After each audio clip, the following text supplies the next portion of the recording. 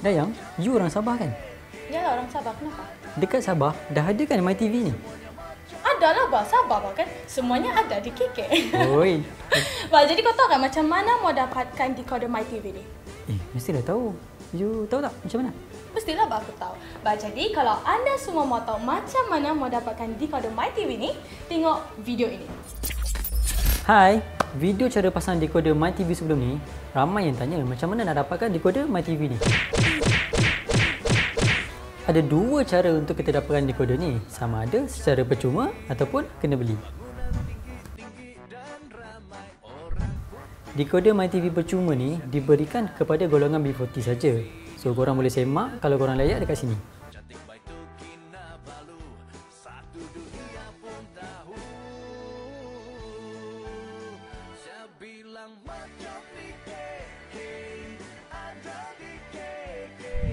Jika anda layak, anda akan menerima surat notifikasi daripada MyTV. Set decoder percuma, dia akan hantar kepada anda melalui Pos Malaysia.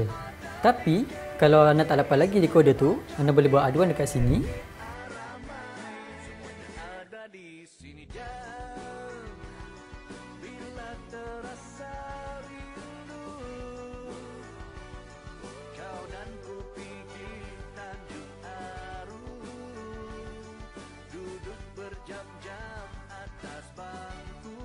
Ataupun boleh hubungi talian khidmat pelanggan MyTV.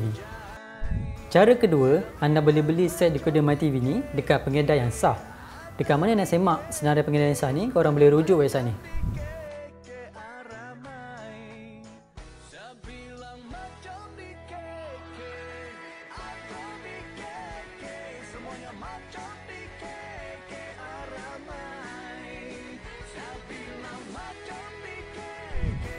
Ataupun boleh beli terus dekat MyTV Cyberjaya.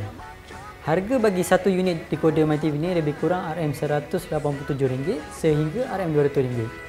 Pastikan decoder anda tu mempunyai label MCMC.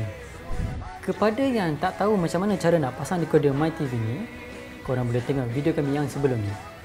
Okeylah? Kejap Anis. Jadi siapa-siapa yang ada soalan ataupun pertanyaan, bolehlah tinggalkan di ruang komen di bawah. Jadi kita jumpa lagi. Bye!